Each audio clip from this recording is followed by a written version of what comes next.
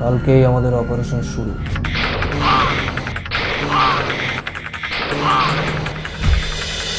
দিনে দুপুরে এরকম একটা গ্যাং ওয়ারেরই সাক্ষী থাকলো পশ্চিম মেদিনীপুরের খড়গপুর। দুষ্কৃতীদের গুলিতে মৃত্যু হলো খড়গপুরের ডন বলে পরিচিত শ্রীনু নাইডুর। মৃত্যু হয়েছে শ্রীনুর এক সঙ্গীরও। বুধবার দুপুর 2:45 খড়গপুরের মালঞ্চ রোডে তৃণমূলের পার্টি অফিসে 5 অনুগামীকে নিয়ে আড্ডা দিচ্ছিলেন শ্রীনু নাইডু। হঠাৎই গাড়ি করে কয়েকজন দুষ্কৃতী এসে পার্টি অফিসে ঢুকে পড়ে। কিছু বোঝার আগেই বোমাবাজি শুরু করে দুষ্কৃতীরা। চলে এলোপাথারি গুলি, মাটিতে লুটিয়ে পড়েন শ্রীনু সহ তার অনুগামীরা। गोली लगा हुआ था लोगों को? हाँ बहुत लगा, मानी एक तो दो तो नहीं है गिरा। गोली का आवाज मिला तो आप लोगों को? আশঙ্কাজনক অবস্থায় শ্রীনু নাইডুকে কলকাতায় অ্যাপোলো হাসপাতালে আনা হলে তাকে মৃত বলে ঘোষণা করেন চিকিৎসকেরা। তার আরও এক অনুগামীর মৃত্যু হয়। ঘটনার পর থেকেই হাসপাতাল ও মালঞ্চ রোড এলাকায় ভিড় জমাতে শুরু করেন শ্রীনুর অনুগামীরা।